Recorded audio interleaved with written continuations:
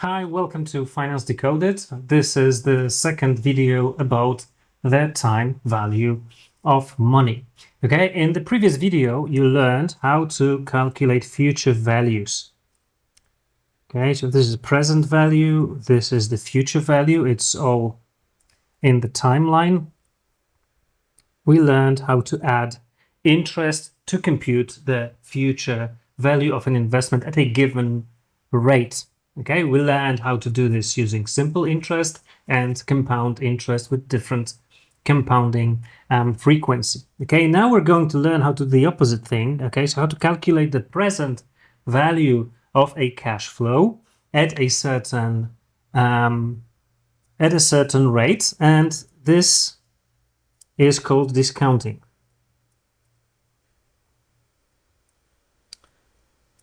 Okay, discounting is usually calculated using compound interest, not simple interest, and in most of the cases that you will see in your ACCA FM exams, you will require to discount cash flows which come 1 year after another. Therefore, only annual compounding will be necessary.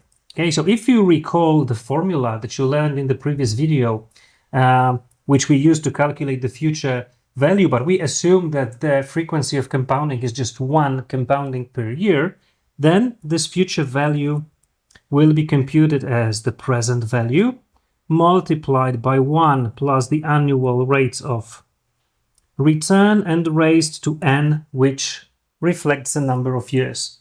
Okay, so we want to do the opposite thing. We want to discount, so to calculate the present value. And to do that, we need to revert this formula so that it solves for present value. Okay, so now after rearranging the formula, we get something like this. Okay, present value is future value. Okay, either I can write divided by this bracket of 1 plus I to the power of n, but I'm going to write it differently. Okay, I'm going to write it like this. So I'm going to take the future value, multiply by the expression 1 divided by 1 plus the rate of return and raised to the power of n.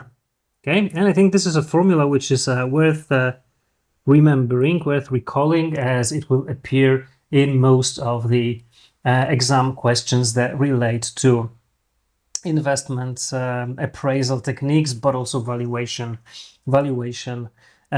techniques. Okay, so what's the terminology in this formula? Well, first of all, I think it is worth giving a name to this expression, to this fraction.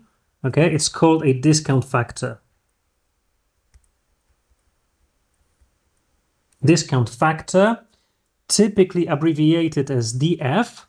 Okay, so if you see something like this, DF 3 years and 6%, for example, this means that this is a discount factor calculated for a 3-year period and the rate of discount of 6%. Okay, so it would be something like this: 1 divided by 1 plus 6% to the power of 3.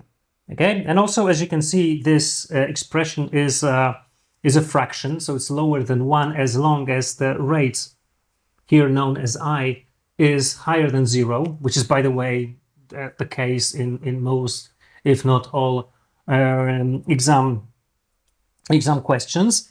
Then it is a fraction, and then it means that the present value is just a fraction of the future value.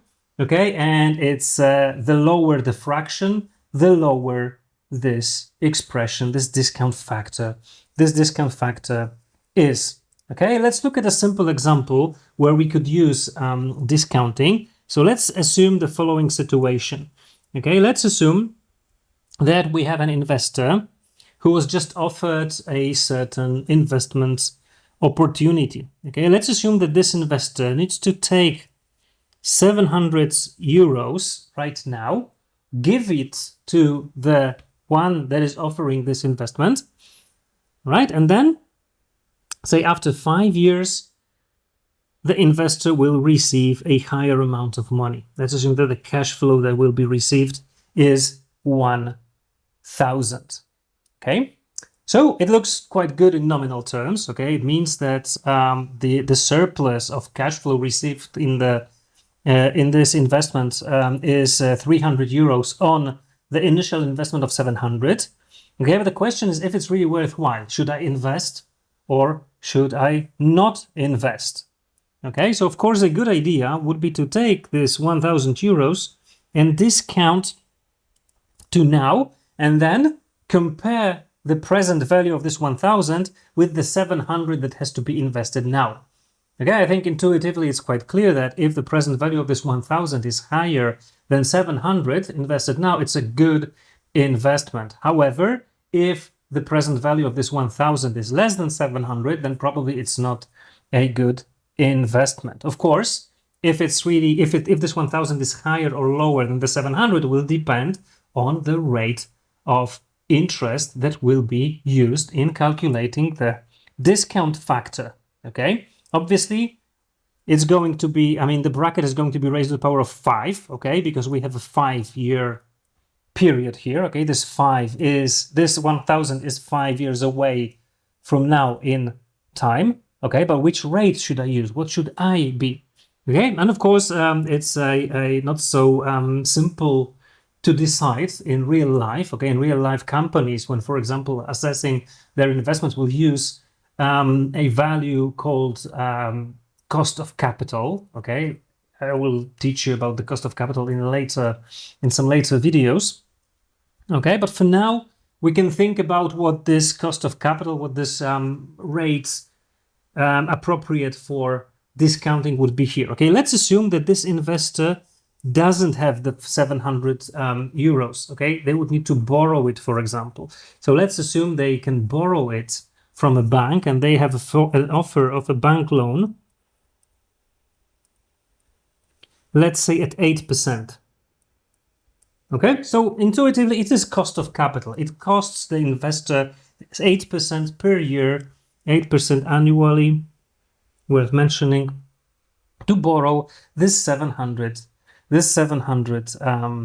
euros. Okay, so we can use now this cost of borrowing, this 8% as a discount rate for the 1,000. Okay, so in order to do that, we need to calculate the discount factor for 5 years and 8%. Of course, it is given by, okay, when we use the formula written here, 1 divided by 1 plus 8% and raised to the power of 5. Okay, here comes the first difficulty with this calculation. Of course, if we don't have a scientific or financial calculator, or if we don't have Excel, it's quite difficult to solve because we have to raise to the power of 5 and then, take 1 and divide over a number that we get here. Okay, so in most of the cases, we will use Excel. Okay, I believe that now throughout the whole world, ACCA applies computer-based exams, which means you will be providing answers to your exam questions in something that pretty much looks like Excel and also gives access to some simplified formulas there. So, well, whatever we do now here is something that you will also have access to in your exams. Okay, so I have an Excel spreadsheet open here, and I already have the timeline arranged with the numbers relating to the investment that we're analyzing here. Okay, so it's 700 that needs to be invested right now and 1,000 that will be received 5 years from now. And the interest rate, or the discount rate as we call it in the context of discounting, is 8%. Okay, so now we can calculate the discount factor, okay, for this rate. And of course, we are interested in discounting this 1,000. Okay, so for example, in this cell here, we can write the formula. Okay, it's 1 divided by 1 plus 8%, and I'm going to raise it to the power of 5. Okay, so as you can see, I get something like 0.68. Okay, when providing your answers to your exam questions it is good, it is desired to keep them in a certain format. This format here requires 3 decimal places for a discount factor. Okay, so I'm adding 1 decimal place to have 0.681. Okay, so it means that the present value of this 1000, in accordance with the formula that we talked about a minute ago, is this 1000 multiplied by 0.681. Okay, and the answer is 680.58. Okay, so what does that mean? How can we interpret that? Well, it means that the present value of we get when we apply the borrowing rate is lower than what we need to invest now. Okay, so in fact, it doesn't make sense from the financial perspective for this investor to borrow at 8%, okay, and to invest in this particular investment, in this instrument, whatever it is, and get 1,000 in 5 years. Okay, despite earning 300 euros over the period of 5 years. Okay. And now, some interesting facts about discounting should be discussed. Well, first of all, you may notice that discounting depends, of course, on the rate of interest or on the discount rate that is applied here. I mean, let's assume that the same investor has now the opportunity to borrow this 700 euros, not at 8%, but say at 6%. Okay, so what I'm going to do is I'm going to substitute the 8 with the 6%. Okay, having done so, you see that actually the discount factor changed from 0.681 to 0.747. It went up, and as it went up, the present value also went up. Okay, from 680 something to 747. Okay, which is now higher than 700. Okay, so it actually means that from this perspective, from the perspective of the rate of 6%, this investment actually doesn't look that bad. Okay, if you borrow at 6%, then give 700 euros to this investment and receive 1,000 5 years from now, you will receive a present value of the return from the investment, which is higher than the present value of what you invest. Okay, now why am I comparing the 700 with the 747? Well, in fact, I'm comparing present values. Okay, you see, the discount factors, they don't only depend on the rate of discount, like I demonstrated just a while ago, but they also depend on the time. Okay, so for example, if I now was to calculate the discount factor for moment 0, okay, I would have to do what? I would have to take 1 and divide it by 1 plus the rate of 7%, 6% in this case, and raise it to the power of 0. So if you remember from your primary school maths classes, whatever you raise to the power of 0 becomes 1, okay, receives a value of 1. Okay, so it's quite intuitively understood that the discount factor for right now is 1, meaning that the present value of 700 that is about to be received or paid out now is 700. Okay, so now you can actually compare the 700 in terms of present value with 740 and 47. Okay, actually also when we substitute again the 6%, the rate of 6% into 8% as it was initially, okay, and get back to the initial numbers, we see that the difference, this difference between 700 paid out now and present value of what is promised to the investor is negative. Okay, now with 6%, it is positive. Okay, you get more than you need to pay right now in terms of present value. Okay, it kind of gives us the idea about the actual profitability or the actual rate of return of this investment that requires 700 right now and promises 1,000 5 years from now. It is somewhere between 6% and 8%.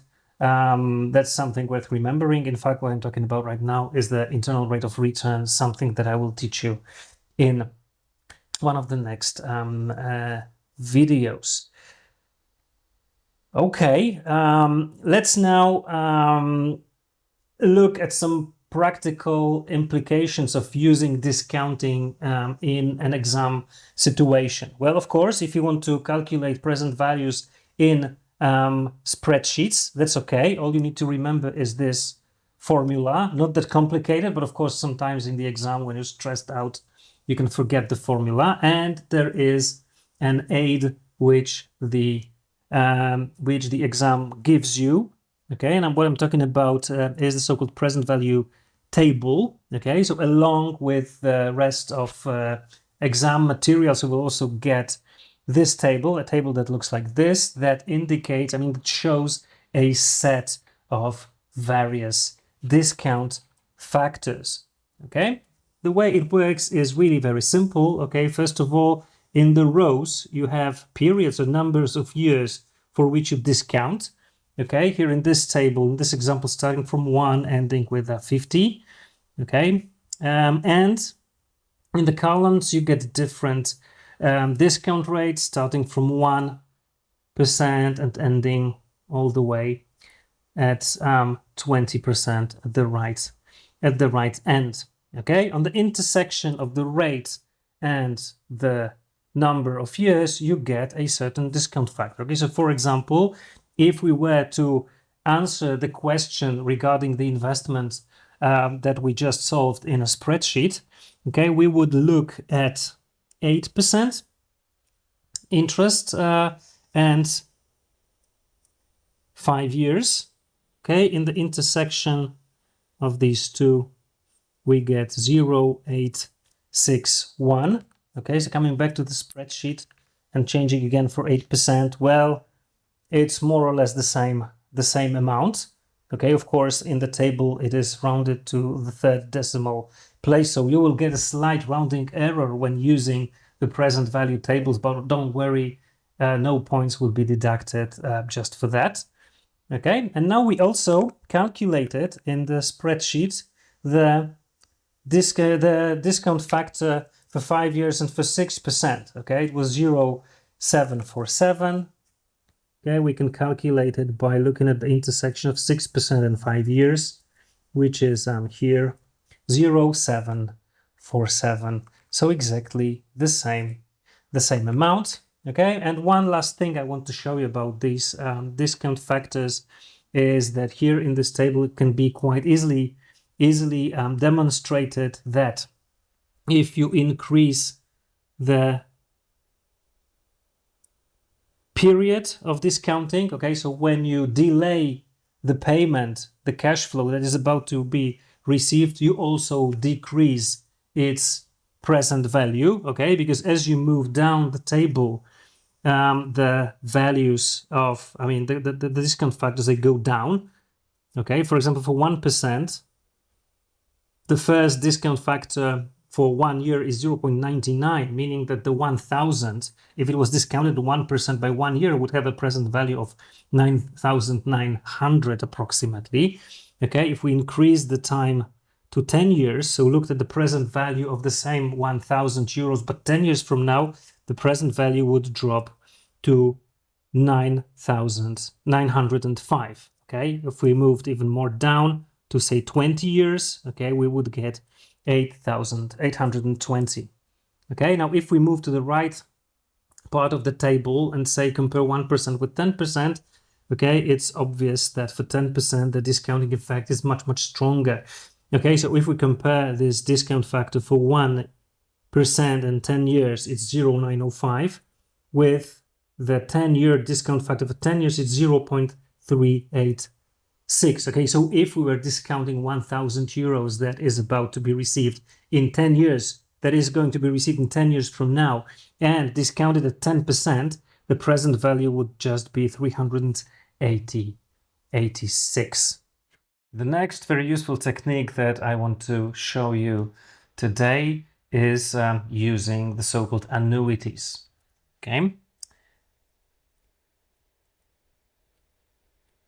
So what are annuities in the first place? Well, annuity is nothing else but just a series of payments, series of cash flows that are paid out or received in the same time intervals. Okay, the name annuity suggests that things are happening annually, and this is the most often encountered type of an annuity. Okay, so let's imagine an annuity. Okay, again, this is the timeline, and on this timeline I'm going to show moments in time from now up to 10 years. Okay, 1, 2, 3, 4, and so on. I'm not gonna write all the 10 years. Let's just assume there are 10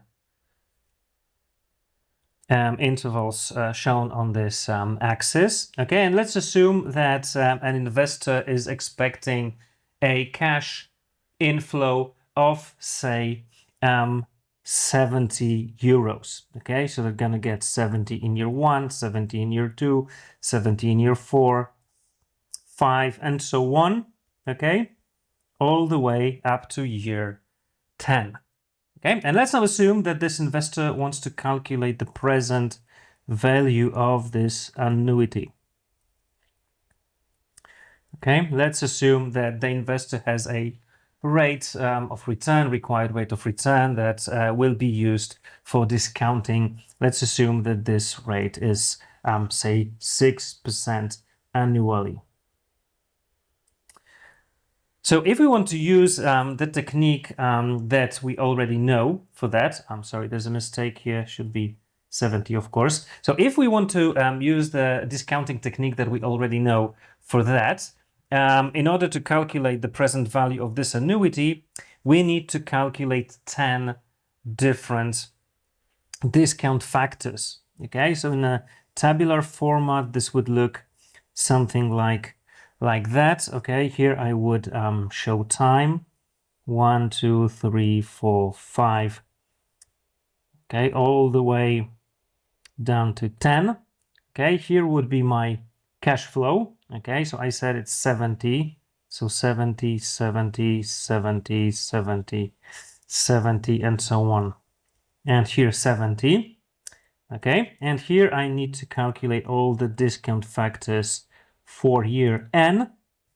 Okay, for the time shown and for the rate of 6%. Okay, so for the first one, I would need to calculate the discount factor being 1 divided by 1 plus 6% to the power of 1. Here 1 divided by 1 plus 6% raised to the power of 2. 1 divided by 1 plus 6% to the power of 3, all and so on and so forth.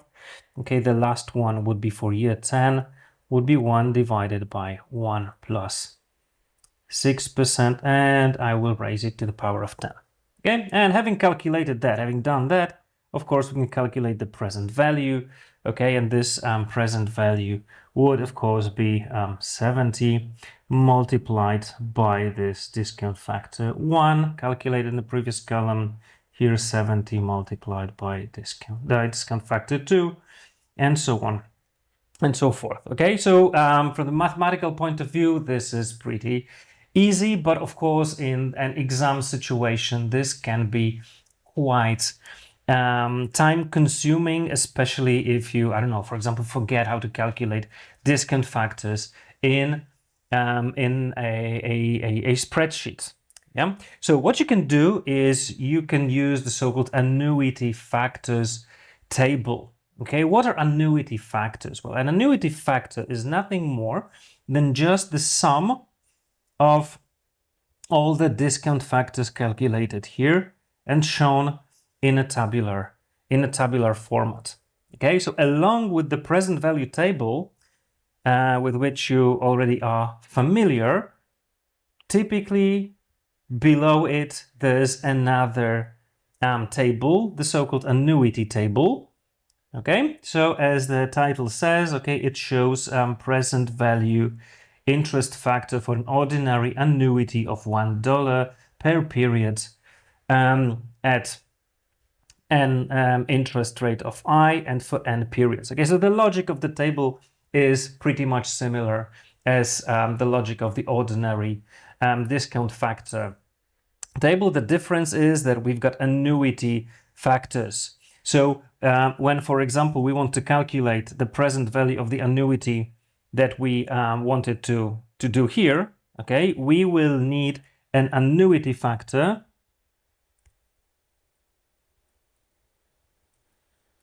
for 10 years and for the rate of 6%. And we will find it in the table on the intersection of the rate of 6% here and 10 years here. Okay, so when we look at this intersection, we're going to find the value of 7.36. Okay, it's just enough to take the nominal value, nominal amount of each of the annuity payments, multiply by this annuity factor, and you already get the present value. Okay, it's very useful in many exam questions, especially if you have, I don't know, like a cost or revenue or a different type of cash flow streams which are spread over time and are identical, right? So the annuity factor, as we know, is 7.36, which means that the present value of this annuity here would be calculated as 70 multiplied by this annuity factor 7.36. Okay, so if we get the calculator now to solve it, okay, the calculator comes here. Okay, the present value of the annuity is 515.20. Of course, in a given currency, which in this case would be probably euros. Okay, of course, we can calculate this annuity also in Excel. So I'm going to show this to you in a spreadsheet. At the same time, I'm going to demonstrate to you that this annuity factor of 7.36 is nothing more than just the sum of these annuity factors. Okay, so let's go to a spreadsheet and let's type in the numbers for the annuity. Okay, so we start with time, starting from 1, ending with 10. Okay, here we got our cash flow, which is 70 in all the periods. I'm going to drag this all the way down, and here I'm going to calculate the discount factor for the rate of 6%. Okay, discount factor for 6%. Okay, so the first discount factor is 1 divided by 1 plus 6% raised to the power of 1. Okay, I'm going to round it to 3 decimal places as you would normally do in an exam. Okay, and I can drag this formula down, and here we will receive all the discount factors from year 1 to year 10. Okay, and then of course the present value of each of the payments is going to be 70, so the payment multiplied by a discount factor. Okay, so after rounding to 2 decimal places, okay, to cents, okay, I have information here that at the rate of 6%, the first 70 has the present value of 66 and 4 cents. Okay, then the following one, the one in year 2, has the present value of 62.30. Okay, and after dragging this down, you get the series of all the present values. Okay, of course, the present value of the whole annuity is going to be the sum of all of those. Okay, so I can use the sum function and insert all the numbers. Okay, and I get 515.21 cents.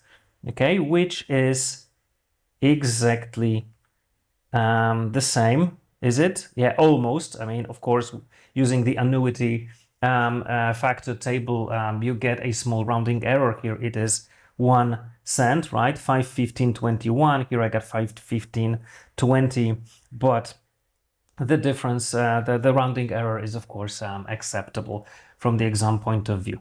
Okay, and now let's see the annuity factor. Okay, the annuity factor is going to be nothing more but just the sum of all these discount factors. Okay, 7.36.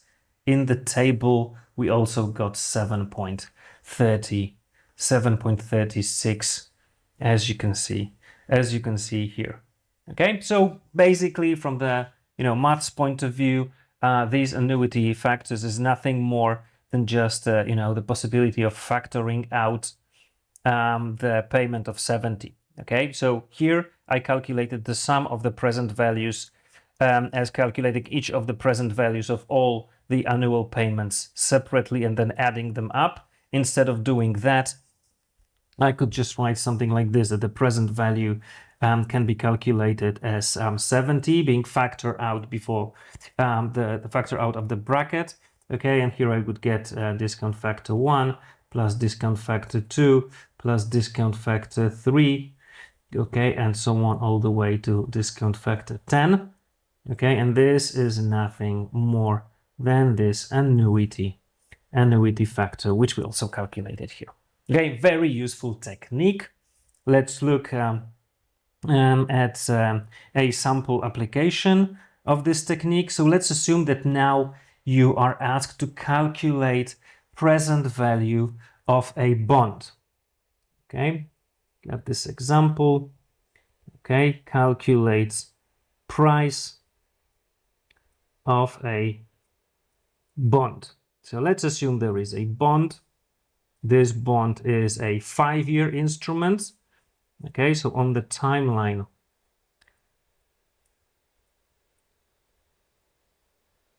there are 5 years. Let's assume that the coupon on this bond is equal to 5% of the nominal amount of the bond, and the nominal is 100. And let's assume you want to calculate it at a discount rate that is 6%. Okay, so in fact, from the point of view of an investor that requires the rate of return of 6%, the price of the bond is equal to the present value of all the payments. Okay, we haven't talked about bonds in detail, but the idea is pretty simple. A bond is an instrument representing debt. Okay, so it's a borrowing of the issuer of the bond, where the issuer promises to pay annually interest equal to the coupon rate multiplied by the nominal, and then also at the end or at the maturity of the bond to redeem the whole nominal amount of 100. Okay, so looking from the cash flow point of view, we would get a series of coupons. Okay, this coupon would be 5% times 100, that is 5. Okay, so there will be cash flow of 5 after year 1, after year 2, 3, 4, and 5. Okay, and finally the redemption of the so-called par value of the nominal value of the bond. Okay, this nominal is 100. Okay, and you want to discount that all at 6%. Okay, so you want to discount the series of payments representing the coupons, and you also want to calculate the present value of the nominal amount. Okay, of course, the simplest and easiest way of doing that includes using the annuity. Okay, so the present value of all those cash flows is the present value of the annuity of 5 at 6%, which will be calculated as 5 multiplied by the annuity factor for 5 years and 6%. And additionally, in addition to that, you also need to discount the nominal amount of the bond, okay, which is 100 multiplied by the discount factor also for 5 years and 6%, okay, and these two factors you will get from the table, okay. So if we now go to the annuity table, we need an annuity factor for 6% and 5 years. Okay, so we've got annuity factors here. Again, I'm taking 6%, I'm taking 5 years. I find the relevant discount factor 4.212. Okay, so this one is 4.212. So I'll get 5 times 4, 212 plus 100 multiplied by the discount factor, not the annuity factor, but the ordinary discount factor this time. So the table is not the correct one. I need to scroll up to the present value table showing discount factors. Okay, and at the intersection of 6% and 5, I get 0.747. Okay, 0.747. Okay, and of course, by solving that, I get the present value of all the cash flow, which is also the market value or the price of the bond. Okay, I will do it using a simple calculator here. Okay, so 5 multiplied by 4.212. Okay, this equals to 2106. While 100 times 0.747, of course, is 7470. So when I add these two together, 74.70. Okay, I get the value of the price of the bond, 95.76.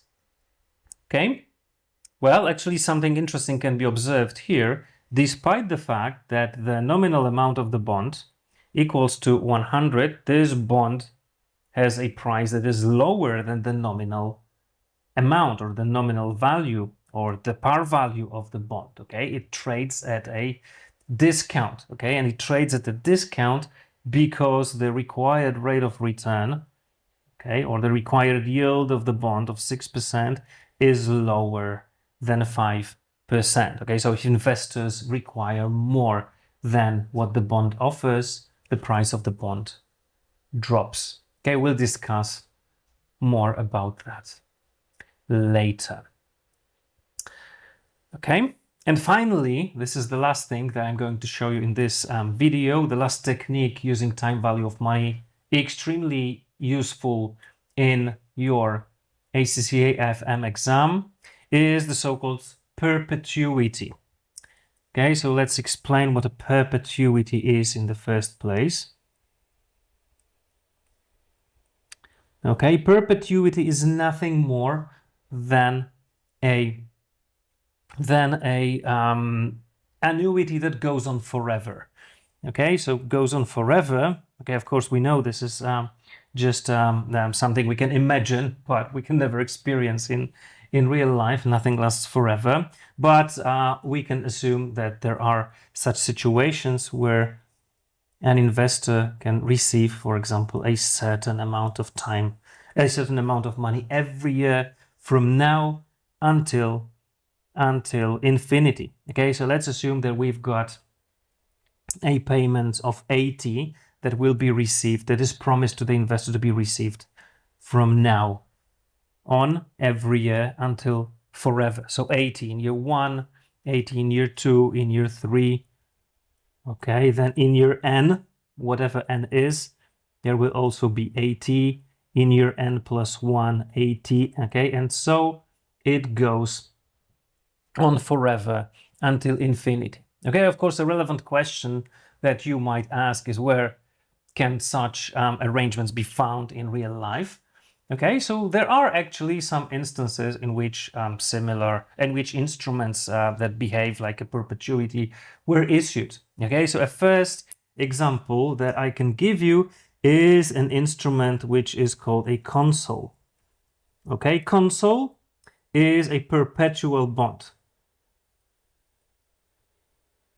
Let's assume that somebody wants to borrow money, but borrow the money forever. Okay, so before the borrowing is redeemed, okay, the borrowing will simply pay certain interest. Okay, so let's assume that there's a situation where a government of a country wants to borrow in the marketplace, say 1,000, well, maybe not euros, because to my knowledge, such instruments haven't been issued in euros, but let's assume in dollars. You want to borrow 1,000. You promise to pay interest or pay a coupon rate of 8% per year, and you want this to go on forever. Okay, so when you look at this instrument, its cash flows look like this. Okay, an investor that will decide to purchase this bond, to acquire this bond at par value in the moment when it is issued, will pay 1,000 to the issuer. Okay, and then issuer will pay 80 of interest, then 80 of interest. Okay, and so on and so forth until infinity. Okay, it's a perpetuity. Okay, of course, a relevant question also could be, why would anybody issue such perpetual bonds? Well, you can maybe imagine that there are some situations where a government of a country is willing to borrow money from investors, but doesn't simply know when the money will be, when the government will be in position to return that money to investors. Such a situation may be, for example, when there is a war. You never know how long a war will last. Okay, so a government might be in such a way. A government that is fighting a war might be willing to issue such an instrument. Okay, another example is the approach that is commonly adopted in the financial markets when instruments such as, for example, shares are issued. Okay, in a later video, you will learn about the dividend valuation model. Okay, in the dividend valuation model, you look at a share issued by a company that is paying out a dividend as a series of cash flows, series of dividends that will be paid out by this company in the future. Okay, and since a share is an instrument without a defined maturity, okay, equity instruments don't have a maturity. It's not absolutely senseless to assume that this share will last forever and will be paying out dividends forever. Okay, so a similar approach could be adopted, could be used for equity instruments paying out dividends as well. Okay, and now, despite the fact that in a perpetuity cash flows go on forever, mathematically it can be proven that there is a finite number that represents the present value of such instruments. Okay, let's assume that somebody wants to calculate now the present value of this bond, or the price of the bond, assuming that the required rate of return by the investor in this case equals to, let's say, 6%.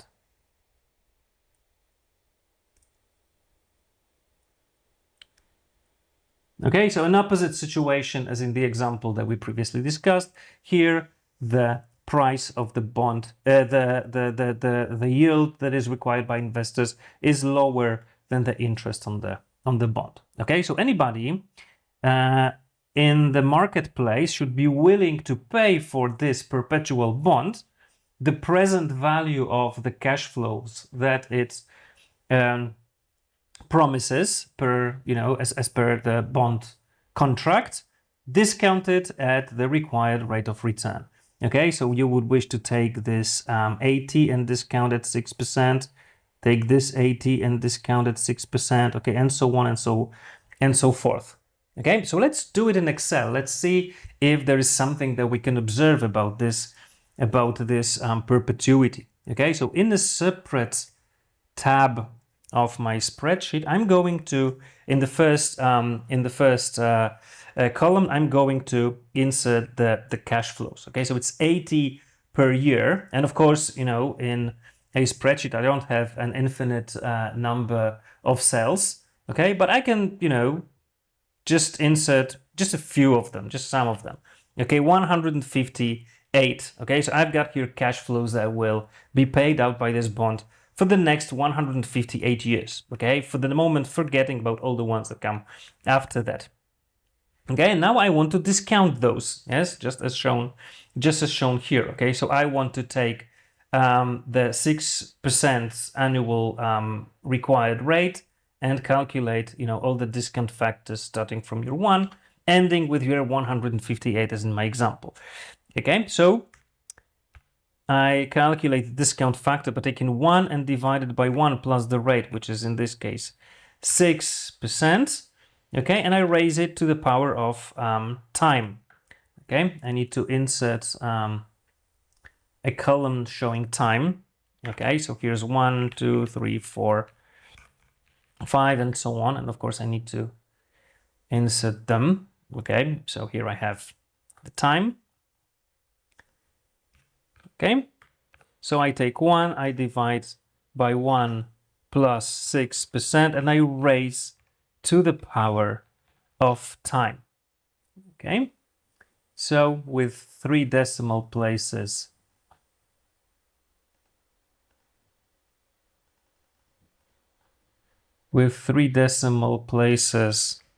looks like that.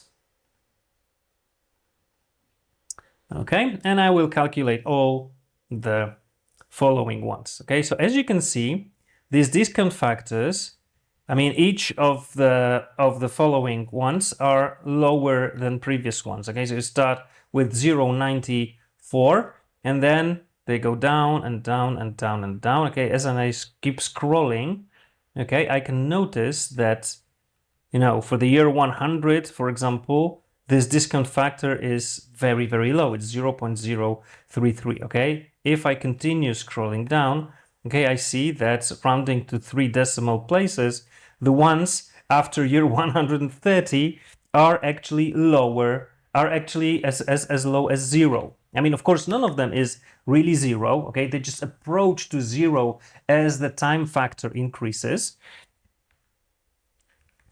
Okay, which means that somewhere in the infinity, probably, you know, the absolute value of the last of the, well, if we can, you know, imagine that, the last of those discount factors is really 0. Okay, so now I can calculate the present value, and the present value here is 80 multiplied by the first discount factor. Okay, and I can do the same for the next 158. Okay, so scrolling down, you see that the present values are also going down, okay, and they approach some very low values. Okay, in fact, okay, for the year 158, the value of the 80 received in this moment of time is as low as 1 cent. Okay, so what I can do now is I can sum up all these numbers. Okay, after summing up the present value of the first 158 out of the infinite number of cash flows, I get a number of 133.20. Okay, and now you can imagine that if I start adding some more cash flows to that and adding the present values, which are very, very low, this number will not change significantly. Okay, and you see, it can be proven that the present value of a perpetuity can be calculated in a very simple way. Okay, it's just calculated as the cash flow, the annual cash flow, which in this case is 80, and it is divided by the rate at which we discount. Okay, it is a very useful formula. Okay, so in our case, the present value of this 80 from now on to infinity at 6% would be equal to 80 divided by 6%. Okay, and when I take the calculator to solve this number, okay, get 80, I divide by 0.06, okay, I get a number which is surprisingly close to the one I calculated here, okay, 1333.20, okay, and here I get 1333, well, 0.33, okay, and so on. Okay, so again, a formula that is worth remembering. Okay, also we can notice something interesting here when looking at the price of this perpetual bond, because just to remind you what we calculate, what we calculated here, this 1333.33 is the price that the investors would be willing to pay for this perpetual bond. Okay, and this price is higher than the nominal value of the bond. We call such a situation when the price of the debt instrument is higher than its nominal value. We call it a premium. Okay, so in fact, this instrument here, this bond, is traded at a premium of $333.33 dollars, and it happens every time when the required rate of return on the bond is lower than the interest that the bond is paying. Okay, so just to wrap up, 3 important techniques that we learned today. We learned how to discount future cash flows at a certain rate, and we learned how to use present value tables. We learned how to calculate the present value of an annuity, and also how we can use present value tables for that. And finally, calculating present value of an annuity going on forever, that is a perpetuity. Okay, in the next videos, we will learn how to apply these techniques in the practice of investment appraisal and in the practice of business valuations, which are very important cornerstones of ACCA FM exams.